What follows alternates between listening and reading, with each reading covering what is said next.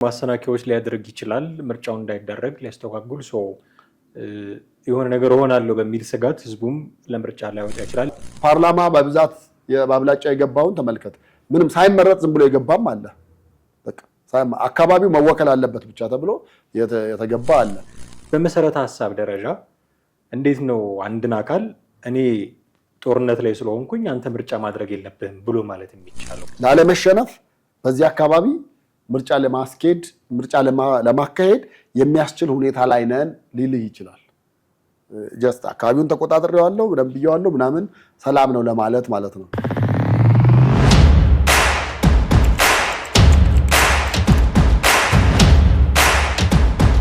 ሰላም ጤና ይስጥልን። እንዴት አላችሁ ውድ ቤተሰቦቻችን? ዘኢትዮጵያ ቻናላችንን እየተከታተላችሁ ትገኛላችሁ።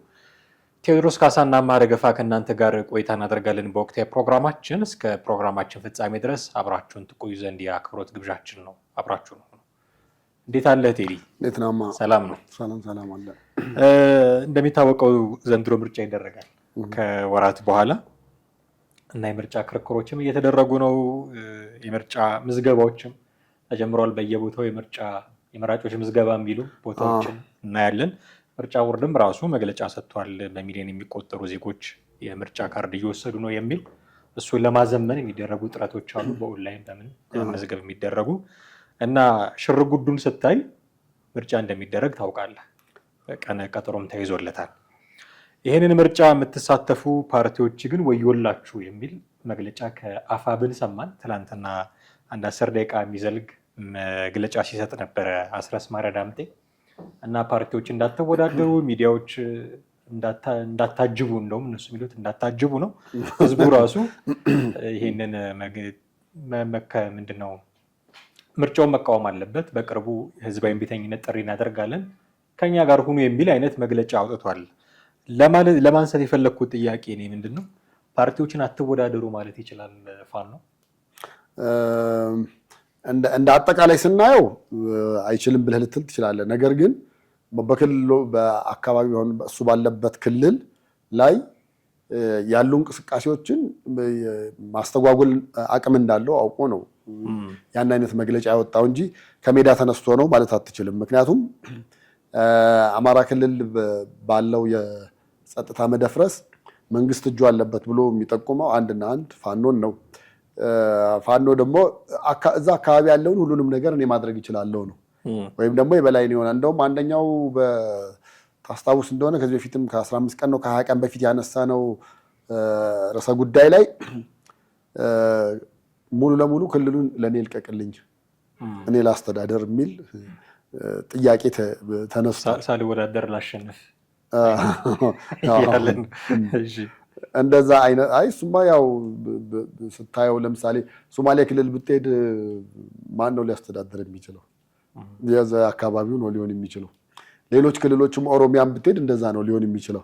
አማራ ክልል ሲሆን ነው እንዴ እሱ ተወዳድሮ ሳይወዳደር ብለን በኢሹ ደረጃ የምናነሳው? እምልህ ሌሎች ለምሳሌ የአማራ ብልጽግና አለ፣ እነሱ ናቸው የሚመሩት። አማራ ብልጽግናን አያምኑበትም እኮ እነሱ ስላላመኑ እነሱ አማራ መሆናቸው አይቀርም። መንግስት ስላመነበት ብቻ ደግሞ ማድረግ አንደኛ ታማኝነት። በነገራችን ላይ በፊት ጀምሮ ነው ያው እነሱ ሁሌም ከመንግስት ጋር የሚሰራን ሰው አማራ አይደለም ብለው የሚያምኑት። አዎ ምናልባት ትንሽ አስታራቂ ሀሳብ የነበረው አብን ይዞት የመጣው ነገር ነበረ። ምክንያቱም በተወሰነ መንገድ እዛ አካባቢ ያለውንም ሰላም ከማስፈኑም አንጻር ብቻም ሳይሆን የመንግስት ፓርላማም ገብቶ የሚያነሳቸው ጥያቄዎች አሁን አሉ ከሚባሉት ውስጥ የእሱና የሱ ነው ደህና ጠንካራ ብለህ የምትለው እንጂ የብዙዎቹ በጭብጨባ የታጀበና ያው መንግስትን ብልጽግናን አንቶ አቧቦ የሚያስብል ነው። ከእንደዛ አይነት ነገር መውጣት አለብን ነው የአብን ማስጠንቀቂያዎችና ንግግሮች መልእክቶቹ እንዳለ ስታነባቸውም ይነግሩህ ነገር ያ ነው ያለው። ስለዚህ በአንድ በኩል መንግስት በአካባቢው ሰላም እንደሚፈልግ ይገልጻል። በሌላ በኩል በነገራችን ላይ መንግስት የአብን ክልሉን ቢያስተዳድር ችግር አለበት ብዬ አላምንም። እኔ በግሌ ችግር አለበት ብዬ አላምንም። የሚፈልገው ለምሳሌ ትግራይ ሂድ፣ ህወሓት እንደፈለገ የፈነጨ እያስተዳደረ ያለበት ሁኔታ ነው ያለው። ሌሎች ክልሎችም ብትሄድ ብታይ የአካባቢው ፓርቲዎች ወይ ደግሞ የብልጽግና ክንፍ የሆኑ በአካባቢው ያሉ እንደዛ ነው ሲያስተዳድሩት የምታየው። ስለዚህ መንግስት ችግር አለበት ብዬ አላምንም። መንግስት ሙሉ ለሙሉ ሰጥቶ ነገር ግን በሰላማዊ መንገድ ማለት ከመንግስት ጋር ተነጋግሮ አካባቢው አንደኛ ሰላም እንዲሆን፣ ሁለተኛ የማኔጅመንቱንም በሙሉ ከያዘ ከመንግስት የሚመጡትን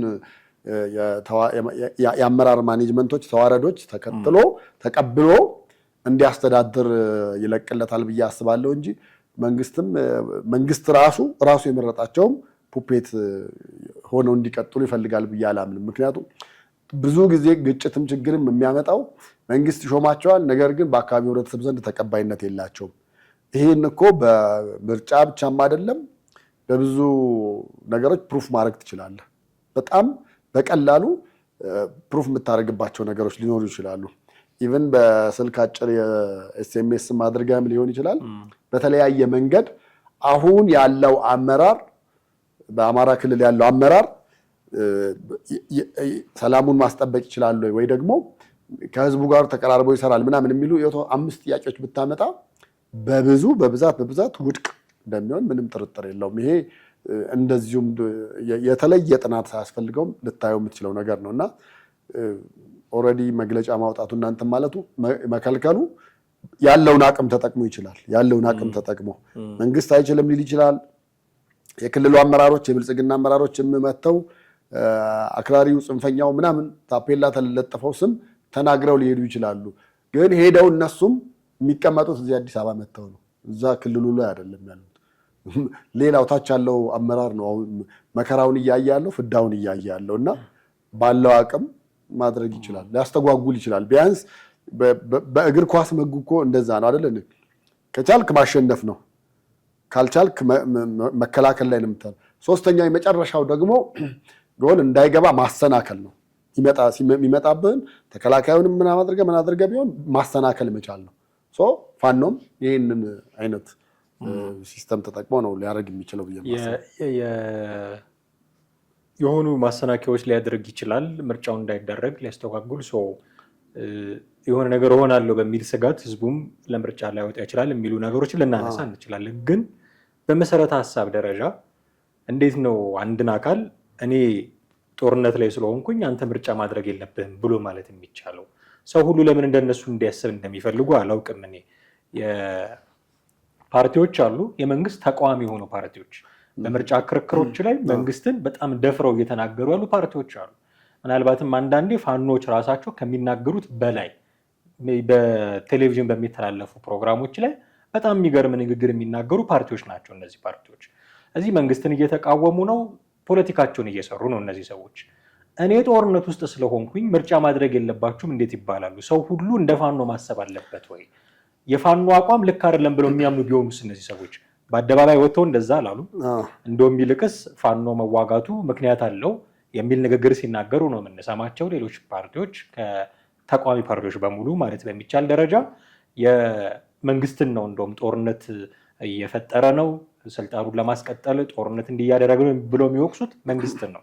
በተቃራኒው እነሱን ሲወቅሱ አንሰማም። በእርግጥ ግን ቢቃወሟቸውስ መብታቸው አይደለም ወይ? እኔ ለእናንተ ብዬ ምርጫ ማድረግን አላቆመም።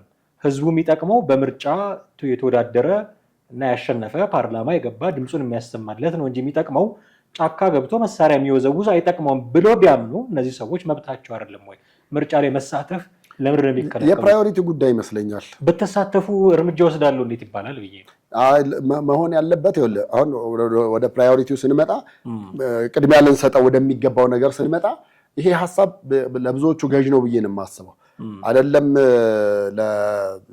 ለብልጽግና ብቻም አይደለም ለህዝቡም ብለብትል ምክክር ኮሚሽኑም ሌሎቹም ወደ ሰላም ለሚመጡ ተቋማት በሙሉ ኢቭን ምርጫ ቦርድ ራሱ የሚያምንበት ይመስለኛል። ከሁሉም ነገር በፊት አካባቢው ሰላም መሆን መቻል አለበት እንጂ ሁሌ በየጊዜው በየ5 ዓመቱ ምርጫ ባካሄድክ ቁጥር የተወሰነ አካባቢ ታደርጋለህ፣ የተወሰነ አካባቢ አታደርግም። አሁን የባለፈውን የዛሬ 5 ዓመት በፊት የነበረውን ምርጫ ስናየው እኮ ምናልባት የተመረጠባቸው ቦታዎች እኮ በፐርሰንት ስታስቀምጥ ከ60 በመቶ በላይ የሚሆኑ አይደለም። ሌላ 40 በመቶ በሰላም እጦት በተለያዩ ምክንያት አልተደረገም። ስላልተደረገ ፓርላማ በብዛት የባብላጫ የገባውን ተመልከት። ምንም ሳይመረጥ ዝም ብሎ የገባም አለ። በቃ አካባቢው መወከል አለበት ብቻ ተብሎ የተገባ አለ። እንደዛም ሆኖ ደግሞ የትግራይ ጦርነት የመጣበት አጋጣሚ ነበር። እንደዛ ሲሆን ደግሞ የጎደሉ ነበሩ። በጎደሉት ራሱ የማማያ ምርጫ አልተካሄደም። ይሄ ሁሉ መነሻውና መንስኤው ምንድነው? ሰላም አለመኖር።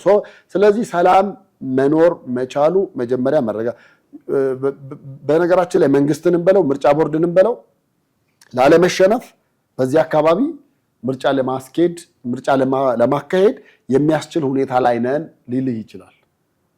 ጀስት አካባቢውን ተቆጣጥሬዋለሁ በደንብ ብዬዋለሁ ምናምን ሰላም ነው ለማለት ማለት ነው። ግን ምርጫ ስታካሂድ ወታደር መትረየስ ደቅኖ በጥበቃ ስር ሆነ ነው እንዴ ማድረግ መቻል ያለብህ? ነፃ መሆን መቻል የለበትም እንዴ? ነፃ መሆኑ እኮ አንደኛው መገለጫ በአካባቢው ምንም አይነት መሳሪያ ሳይሰማ ምንም አይነት መሳሪያ ሳታይ ነፃና ግልጽ በሆነ መንገድ ሄደህ የምታደርገው ምርጫ መሆን መቻል አለበት። ከዚህ በፊት የነበሩትን ምርጫዎችን እኮ አይተናል። ለምሳሌ በኢህአዴግ ዘመን እኮ መለስ አድዋ ድረስ ሄዶ ይመርጥ ነበረ። እዛ ሄዶ ሲመርጥ በወታደር በመሳሪያ በያዘ ተከቦ ምናምን አታየው። በቃ አታየው። ትልልቅ አመራሮች ሳይቀር በቦታው በተለያየ ቦታ ሄደው ምርጫ አድርገዋል። ሲያደርጉ ግን አካባቢው አይደለም የጥይት ድምፅ ልሰማ ጥይት አታይም። እሱ በሌለበት ሁኔታ ምርጫ ላካሄድ ማለት ምን ማለት ነው? መቅደም መቻል እኮ ያለበት እንደውም ምርጫው እንደኔ 1 ዓመት አራዝሞ የሰላም ሁኔታ በዚህ ዓመት ጨርሶ በሚቀጥል ዓመት ማካሄድ እንጂ ቁጥር መቁጠሩ ብቻ ምንድነው ዋጋው? 5 ዓመት እንዳያልፍ የመጽሐፍ ቅዱስ ሕግ ነው እንዴ? 5 ዓመት ከ5 ዓመት ማለፍ የለበትም ብለህ ሰላም ያለበትን የሌለበትን ቦታ ታካሂዳለህ። ከዛ ሰላም የሌለበት ቦታ ደግሞ ሌሎችን ታስገባለህና የአብንም ጥያቄ ይሄው ነው። የተለቀቁትን ቪዲዮዎች ስታያቸውና በመግለጫ በወረቀት መልክ በጽሁፍ መልክ የወጣውን ስታየው በቃ መጀመሪያ መቅደም መቻል ያለበት ነገር መቅደም መቻል አለበት። አሁንም ካልሆነ እኮ በዛ ክልል አንተ ይዘህ ካርድ መገኘት ጥቃት እንዲፈጸምብህ ምክንያት ሊሆን ይችላል። አመራሮቹ በየጊዜው እየሞቱ እያየን አይደል እንዴ? በየጊዜው ከዛች አዲስ አበባ እንኳን መምጣት አልቻሉም እኮ በቃ በፕሌን ካልሆነ በመኪና መምጣት አልቻሉም። ይሄ የሚያሳየው ምንድን ነው? እንዲህ በሆነ ሁኔታ ላይ ምርጫ ማካሄድ ማለት ጫና ማሳደር ማለት ነው። ጫና ማሳደር ነውና መጀመሪያ መቅደም ያለበት የሰላሙ ጉዳይ መሆን አለበት። ቢቻል 1 ዓመት ቢራዘም እንደውም እንደ ሐሳብ ጥሩ ነው። ምክንያታቸው እሱ ቢሆን ኖሮ አንተ ያልከው ጥሩ ምክር ሐሳብ ነበር የሚሆነው። የእነዚህ ሰዎች ምክንያት ሰላም ስላልሆነ ሰላም እስኪሆን ድረስ ምርጫው ይራዘም የሚል አይደለም ምክንያታቸው። የመጽሐፍ ቅዱስ ቃል አይደለም 1 ዓመት ቢራዘም ችግር የለውም የሚልም ነገርም አንስታል። 1 ዓመት ቢራዘም ከመስከረም 30 በኋላ መንግስት የለም የሚሉ ሰዎች እንደሚመጡ ታውቃለህ። ከተሰባስበው ከየትም ተሰባስበው አሁን ልደቱ ናቸው የሚጀምሩት። ይሄን የሚታወቀው እሱንም ለመከላከል እንዲራዘም ይፈልጋል ብዬ አላስብም። በመሰረተ ሀሳብ ደረጃ ሰላም መቅደም አለበት የሚለው ነገር ወስዳለሁ። ምንም ቅድመ ሁኔታ የምታስቀምጥበት አይደለም። ምክንያቱም ያለ ተጽዕኖ መምረጥ አለብህ። ስትመርጥ አወዳድረህ እከሌ ይሻለኛል ብለህ ነው የምትመርጠው። በጦርነት ውስጥ በምን ውስጥ ሆነ ምናምን ተጽዕኖዎች ሊኖሩት ይችላሉ። በጣም ብዙ ባያዝ የሚያደርጉት ነገሮች ሊኖሩ ይችላሉ። ምርጫህን ሰላም መሆኑ ምንም ጥያቄ ውስጥ የሚገባ አይደለም። እንደዛ ቢሆን እኔም እመርጣለሁ። አፋብን መግለጫ ሲያወጣ አስረስ ማረ ዳምጤ ያነበበው መግለጫ ላይ ግን ምክንያታቸው ሰላም ስለሌለ ምርጫ መደረግ የለበትም የሚል አይደለም። እንደዛ ከሆነ ሰላም እንዲሆን ለማድረግ እናንተ ጦርነት አቁሙ የሚል የመልስ ምት እንደሚመጣባቸው ስለሚያውቁም ይመስለኛል አሁን ሰላም ይሁን ሲባል መንግስት ሰላም ማድረግ አለበት፣ እነዛኞቹም ሰላም መፍጠር አለባቸው የሚል ባላንስ ሊሰራ ይችላል። እውነቱን ለመናገር ግን እኔ ጦርነት ላይ ሆኜ እንዴት አንተ ትመርጣለህ? የእኔ ጉዳይ እንዴት አይታየህም ነው የእነዚህ ሰዎች አቋም። እኔ እየሞትኩ ነው፣ ልክ የነሱ መሳሪያ ውሃ የሚተፋ ነው ይመስሉ። እኔ እየሞትኩ ነው፣ እኔ እየተጨቆንኩኝ ነው፣ መንግስት እንዲህ እያደረገኝ ነው፣ አንተ እንዴት ምርጫ ትሳተፋለህ? ኦኬ፣ በዛኛው ወገን ያለው ሰው ደግሞ ተቃዋሚ ፓርቲዎች አንዱ አይ መንግስት አንተን እየገደልህ ሳይሆን አንተ መሳሪያ መታጠቅ የሌለብህን መሳሪያ ታጥቀህ አገሪቱን ሰላም እያደፈረስክ ነው ቢለው ምንድነው መልሱ? አስረስ ማረ ዳምጤ አንተ ያልከው አሁን መጀመሪያ ሰላም መምጣት አለበት፣ ሰላም ከመጣ በኋላ ነው ምርጫ መምጣት ያለበት። እኔ የምስማማበት ሀሳብ ነው። ፋኖ ግን ይሄ አይደለም ሀሳቡና አስረስ ማረ ዳምጤ ያወጡት መግለጫ ግን ይሄ አይደለም ሀሳባቸው። መጀመሪያ ሰላም መምጣት አለበት አይደለም አላማቸው። እኛ እየተዋጋን ስለሆነ ብትወዳደሩ ምርጫ ከመንግስት እኩል ነው የምናያችሁ፣ ጠላታችን ነው የምናደርጋችሁ፣ እንታገላችኋለን፣ እና እንደውም እርምጃ እንወስድባቸዋለን ብሎ ለሰራዊታችን አዘናል ነው የሚለው። ይሄ ዴሞክራሲያዊ ነገርን ኤክሰርሳይዝ ማድረግን የሚቃወም ነገር ነው። አሁን ምርጫ መደረግ አለበት የለበትም የሚለውን አንተ ባልከው አንግል ብቻ ብንወስደው ነው ልክ የሚሆነው።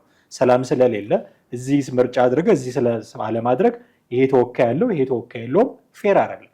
አሁን ትግራዮች የሚያነሱት አንዱ ትልቁ ነገር ውክልና የለንም፣ የህዝብ ተወካዮች ምክር ቤት ፌዴሬሽን ምክር ቤት ተወካይ የለንም፣ እኛ ባልተወከልንበት ስለ ወልቃይት እንዴት ይወሰናል፣ ስለ ራያ እንዴት ይወሰናል ነው የሚሉት። ይሄ ምርጫ ባለመደረጉ የመጣ ምክንያት ነው።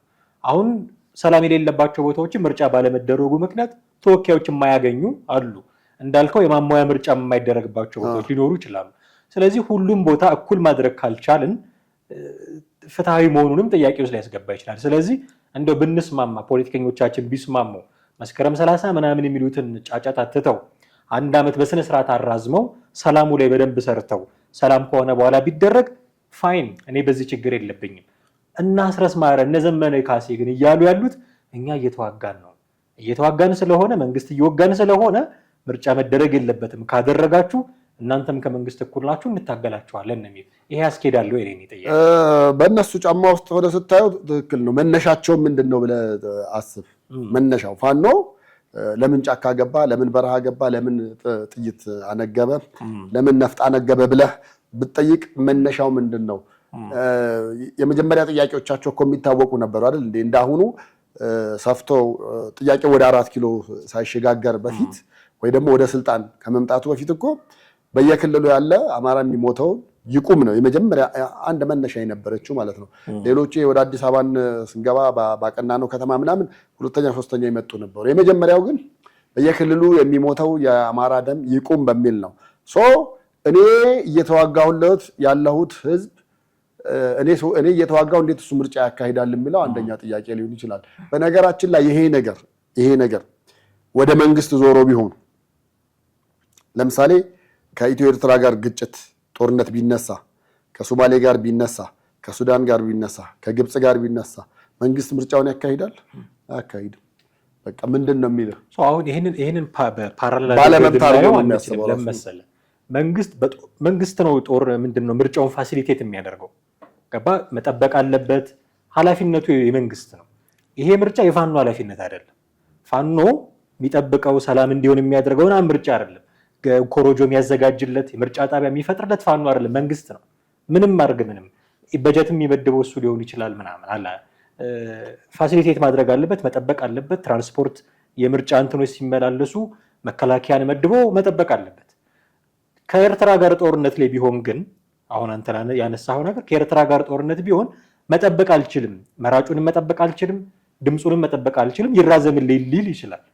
ስለዚህ መንግስት እንደዚህ ማለቱና ፋኖ እንዲህ ማለቱ እኩል ፓራሌል አድርገን ልናየው። መንግስት ባይዘጋጅ ሐቁን ምነግርህ ለምርጫው ዝግጁ ባይሆን ኖሮ ምርጫውን በጦርነትም ይሁን በሌላ ምክንያት አድርጎ እንደሚያራዝመው እርግጠኛ መሆን ይቻላል። ከዚህ በፊትም ያየነው ነገር ነው። ከዚህ በፊት ያራዘመው በኮሮና በቃ በኮሮና አራዘመው አይደለ? በኮሮና ያራዘመ ጊዜ መንግስት ገና የዛኔ የጫጉላ ሽርሽር ላይ ነበር። ገና አዲስ መንግስት ነው። ምንም ብዙም የተረጋጋ አልነበረም። ያልተረጋጋ ጽንስ ብለህ አስበው እንደዛ ነበረ እንጂ በእርግጠኝነት መንግስት አሁን ስቴብል ሆኗል። ወታደራዊ ኃይል አለው። ሌሎችም አቅሞች አሉት። በፓርቲ ደረጃ በአገር አቀፍ ደረጃ ፓርቲውን ማስተዋወቅ ችሏል። ብዙ ነገሮች በእጁ ናቸው ያሉት። አሁን መንግስት የተመቻቸ ነገር ስላለለት ለራሱ ሲል ምርጫውን እንዲካሄድ ሊያደርግ ይችላል። ግን ይሄ ነገር በክልል ደረጃ ስጋት ሆኖ ለምሳሌ ትግራይ እንደማይካሄድ ይታወቃል። ትግራይ ይካሄዳል ምናምን ተብሎ በአብላጫው በፐርሰንት ደረጃ ስታስበው በአብላጫው ፐርሰንት አለመካሄዱ ነው የሚቀጥለው። ሁለተኛ ክልል ቀጠለ፣ አማራ ክልል መጣ። አማራ ክልል ስትመጣ ደግሞ የጂኦግራፊ አቀማመጡንም ሌላውንም ነገር ብለህ ስታየው ከኦሮሚያ ቀጥሎ በጣም ስፋት ያለው ነው። በጣም ብዙ ቦታዎችን የሚይዝ ነው። ኦሮሚያም አንዳንድ ቦታዎች እንደዚሁ ተመሳሳይ ነገር አላቸው። ተመሳሳይ ችግሮች አሉ። እነዚህ ነገሮች በዚሁ ካልቆሙና እየሰፋ የሚሄድ አይነት ነገር ከሆነ ምርጫ መካሄዱ ራሱ መልሶ ጥያቄ ውስጥ ሊመጣ ይችላል። መንግስት ምርጫ ውስጥ የመግባት አይደለም፣ ፋሲሊቴት የማድረግ የማመቻቸት ብቻ ነው። በቃ ለምሳሌ ተቋም ያደራጃል፣ ምርጫ ቦርድን አይነት ተቋም ታደራጃል። ከዛ እዛ ላይ ጠንካራ ሰዎችና የማይጠመዘዙ ሰዎች በራሳቸው እንደ ብርቱካን የሚደቅስ አይነቶቹን አምጥተህ አስቀምጠህ ነገሩን እንዲቀጥል ምናምን ልታደርገው ትችላለህ።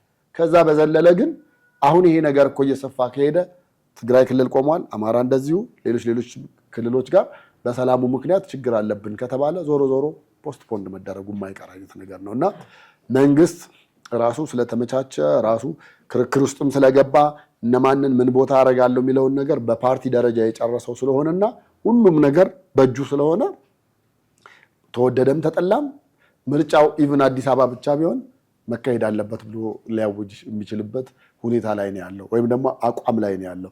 ሌሎች አካባቢዎች ስታይ ግን እንደዛ አይነት አቋም የለም።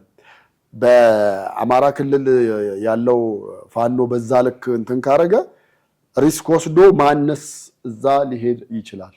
ሪስክ ወስዶ ማነስ ወደ ምርጫ ውስጥ ሊገባ ይችላል። መጀመሪያ ደህና መሆን ስትችል ነው ወደ ምርጫ ውስጥ ልትገባ የምትችለው። መንግስት ይህንን ነገር ሳይጨርስ ወደ ምርጫ መምጣቱ በኋላ የሚመጣውን ጩኸትና ግርግር አይነት ነገር ከሆነ ሰላሙን ማስቀደም ግዴታ ይችላል። ለምሳሌ ምክክር ኮሚሽኑን ተመልከት። የተመረጠበት ወይ ደግሞ ይሰራል የተባለበት ጊዜው አበቃ አይደለ? በቃ ወራት ደረጃ ተሰጠው፣ 8 ወር ተጨመረለት። 8 ወር ተጨመረለት which means ምን ማለት ነው? ይሄንንም ነገር በዛው ልክ በዛው መስመር ልታስኬደው ትችላለህ።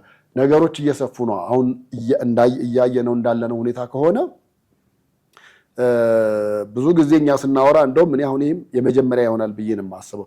የፋኖ ጦርነት በአጭር ጊዜ ያቆማል፣ ነገሮች ሁሉ ነገር ወደ ሰላም ይሆናሉ፣ ወደ መጨባበጥ። አሁን ያሉት ሁኔታዎች ግን በዛ ተቃራኒ ሆኖ ነው የምታያቸው። እያየናቸው ያሉት ሰሞኑን ነገሮች እያንዳንዱ ብታያቸው ሁሉም ነገር እየሰፋ እያለ ወታደር እያስመረቁ በጣም ነገሮች እየተስፋፉ ያሉ ነገር እዛ ላይ ደግሞ ይሄኛው ምርጫ ላይ እንዳትሳተፉ ደግሞ የሚለው ነገር እናንተን ካለ ተጨማሪ እሳት ቤንዚን ላይ እንደማርከፍከፍ አይነት ነገር ነው ሊሆን የሚችለው። ስለዚህ እንደኔ መንግስት ይሄንን መሀል ከተማ ሰላም ስለሆነ ዳራ ከዚህ እኮ ወጣ ብለህ እኮ ሱሉልታ ጋር እኮ ተሻግረህ ለመሄድ የምትቸገርበት ኮንዲሽን ነው ያለው። እንኳን ምርጫው ስትገባ ደግሞ ፖለቲሻይዝ ነው የሚደረገው። ሌላውም አማጺውም ቡድን ኦላን ጨምሮ ያሉት በሙሉ የሚያስቡት ምርጫው ለመንግስት ሁኔታዎችን የበለጠ መመቻቸት ይፈጥራል ብለው ነው የሚያስቡት። አንዳንዴ በእነሱ ጫማ ውስጥ ሆነ ካላሰብክ ዝም ብለህ ለራስህ ብቻ አይነት የምታስብ አይነት ነገር ከሆነ ነገሩን ወደ እርቅ ማምጣት፣ ወደ ሰላም ማምጣት፣ ወደ ማስማማት ማምጣት ወይ ደግሞ ወደ አንድነት ማምጣት አትችልም። ነገር ግን አይ እነሱ ለራሳቸው እንደዛ ይበሉ እኔ ደግሞ በአቋሜ እንደጸናሁኝ እቀጥላለሁ ብለህ የምትል ከሆነ የሚመጣውንም ውጤት ማየት ተገቢ ነው ይመስለኛል ብዬ የማስበው። በተለይ ሰላማዊ ሰው ሊጎዳ ይችላል።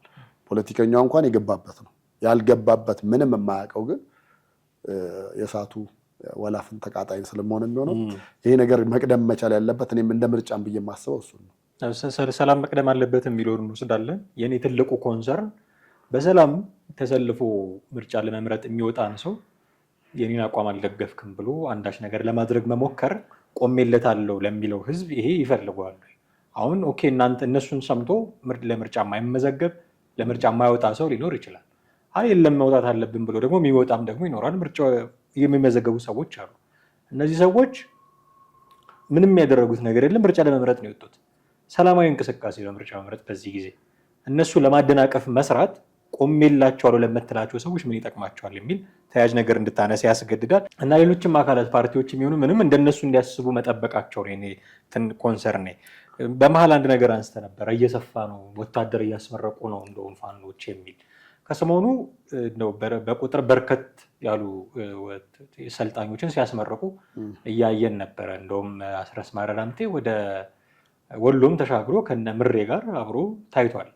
አንዳንዶች የቆየ ነው የሚል ነገር የሚያነሱ አሉ። የለም የቆየ አይደለም የቅርብ ጊዜ ነው ብሎ ደግሞ የመልስ ምት የሚሰጡ አሉ። ቆየም አዲስም ሆነ ግን በቁጥር በርከት ብለው ምረቃ ሲያደርጉ ፋኖች እያየን ነው። እና ሲነሳ የሰማሁት ጥያቄ ምንድን ነው? በዚህ ሁሉ ቁጥር ፋኖ እያስመረቀ አያውቅም ወይ መንግስት? እንዴት ፈቀደ ወይ እንዴት ዝም አለ? ወይስ እዛ አካባቢ ከሱ ቁጥጥር ውጭ ነው ወይ የሚሉ ጉዳዮችን ሲነሱ ተመልክቼ ነው። እሱ የብዙዎች ጥያቄ ነው። እንደውም እኔ ቁጥሩን እርግጠኛ አይደለሁኝም፣ ግን ብዙዎቹ እዛ አካባቢ የሚወጡ መረጃዎች የሚለጠፉትን ልጥፎችም እንትኖችንም ስታይ ከ2000 በላይ የሚል ነገር አለው። አሁን ይሄ ነገር አንደኛ ኢትዮጵያ ውስጥ አገር ውስጥ መሆኑ 100% እርግጠኛ መሆን ይቻላል፣ ኢትዮጵያ ውስጥ መሆኑ። ሁለተኛ ለምሳሌ እንደ ህወሓት ሱዳን አድርጎት ቢሆን ኖሮ አይ ጎረቤት ሀገር ነው ሌላም ልትል ትችላለህ። ግን ይሄ እዚሁ ኢትዮጵያ ውስጥ እንደሆነ ከኢትዮጵያ እንዳልወጣ ከጀርባ ያለውን ባንዲራዎቹን ስታያቸው ጭራሽ እንደ ሪፐብሊካን ጋርድ ደግሞ ቀይ ቦኔትም አድርገው ነው ያለው እና መንግስት በዚህ ደረጃ ክልሉን ቢያንስ መቆጣጠር እንኳን እንዳልቻለ ማሳያዎች ናቸው የሚሆኑት። መቼም አይ ይሁን እስቲ ይመረቁና ከዛ በኋላ እንተያያለን ብሎ እንደማይል መንግስት እርግጠኛ ነኝ በዚህ ጉዳይ ላይ። ግን ሁኔታዎችን ስታያቸው እነዛ ሁሉ ወታደር እንደገና አልባሳቶቹን ደግሞ አይተሃል። አልባሳቶቹን ከዛም አልፎ አሁን ከሰሞኑ ከምርቃቱ ጋር በተያያዘ ከዛ በኋላ የወጡ ቪዲዮዎች ደግሞ አንዳንዶቹ ጭራሽ ከባድ መሳሪያ ራሱ ታጥቀው ይዞ የታየበት ሁኔታ አለና ይሄ ነገር መንግስት የት እስኪሄድ ምን ደረጃ እስከሚደርስ ነው እየተመለከተ እያየ ያለው ምናምን የሚል ጥያቄ እንድታነሳ ያደርጋል። ኢትዮጵያ ውስጥ ስለመሆኑ ምንም የሚያጠራጥር ነገር የለውም።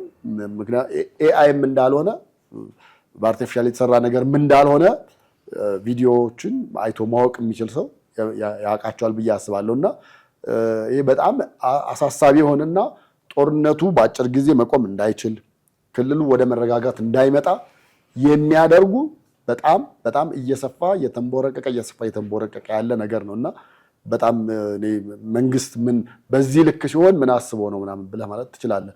አንድ ሁለት እንደውም እንትን ያየው መስሎኝ ነበረ። መከላከያዎች በተሽከርካሪ ውስጥ ሆነው የፋኖ ታጣቂዎች የሚንቀሳቀሱበትን ቦታ በድሮን እያዩና በኋላ ላይ ድሮኗ ስተኩስ ምናምን የሚያሳይ ነገር ነበር የሆነው ጫካ ውስጥ አካባቢ። እንደዛ ከሆነ እስከ መቼ ነው ይሄ? እነዛም ያስመርቃሉ፣ በእነዚህ በኩል ደግሞ ጦርነቱ አልቆመም በመከላከያም በኩል። አንድ እሱን ታስባለን። ሁለተኛ ደግሞ ያ ሁሉ ሰራዊት አንድ ቦታ ላይ አንድ ሜዳ ላይ አንድ አካባቢ ላይ ያ ሁሉ ምርቃት ሲካሄድ ማሳየት ማለት በአንድ ሀገር ሁለት መንግስት ማምጣት ሳይሆንም ወይና ነገሮች ወደ አስከፊና ሰፋ ወዳለ የግጭት መንገድ እየሄዱ እንደሆነ ማሳያ ነው የሚሆነው። በዚህ ነገር ላይ እንግዲህ መንግስት ምን አስቦ እንደሆነ መቼም በጦርነት ቀጣይ ጦርነት አድርጎ ያን ሁሉ ሰራዊት አጠፋለሁ ወይ ደግሞ ያን አጸዳለሁ ምናምን የማይታሰብ ነገር ነው። ቢሆን ኖሮ ኦነግ እስከዛሬ ጠፋ ነበር። ኢህአዲግ ከገባ ጀምሮ በዚህ ያለ መልኩ ነበር የኦነግ ሰራዊት የቀጠለ ያለው። አሁንም አለ። በዛ መንገድ ምንም ማድረግ እንደማይቻል ታይቷል። ስለዚህ እኔ መንግስት በዚህ በኩል ምን አይነት እሳቤ ቢኖረው ነው ይህን ያህል ሰራዊትም ሲመረቅም ምን ሲልም እያየዝም? ወይስ ከሱ የተሰወረ ነገር አለ? ወይስ የክልሉ አመራሮች ምንድን ነው እየሰሩ ያሉት? ይሄ አንድም የደህንነት ስራ አለመሰራቱን ማሳያ ነገር ነው። የስለላ ስራ ምንም አይነት መስራት አለመቻላቸውን የሚያሳይ አንደኛው ነገር ነው። ስለዚህ መንግስት እዛ አካባቢ ያለው ነገር ተዳክሟል ወይ ቶታሊ ሙሉ ለሙሉ ተስማምቶ ክልሉን በሙሉ ማስረከብና እንደ መንግስት በሰላም ነገሮችን ማስቀጠል አንዱ አማራጭ ይመስለኛል። ሌላው ምን እንደሆነ ባይታወቅም በጣም በርካታ ነገሮችን ሊያስነሳ የሚችል ነገር ነው። እንዳልከው ጦርነቱ ባጭሩ እንዲቆም ለሚፈልጉ ሰዎች ይሄ በጣም ስጋት የሚሆን ነገር ነው። በተቻለ አቅም ሁለቱም ወገን የህዝብን ጥቅም በማስቀደም ለሰላም በር መክፈት የሚበረታታ ነው። እሱን ነው ማለት የምንችለው። ለዛሬው ግን እጅግ አድርጌ አመሰግናለሁ ቴዲ። ውድ ቤተሰቦቻችን እናንተም ከኛ ጋር ነበራችሁ ቆይታ እጅግ አድርገን እናመሰግናችኋለን። የዛሬው ፕሮግራማችንን እዚህ ላይ እናበቃለን። በሚቀጥለው ፕሮግራም በሌላ ርዕሰ ጉዳይ እንጠብቃችኋለን። እናንተን ሀሳብ አስተያየት እንጠብቃለን። ከታች ባለው የሀሳብ መስጫ ሳጥን በኩል ልታደርሱን ትችላላችሁ። እጅግ አድርገን እናመሰግናችኋለን። ጤና ይስጥልን።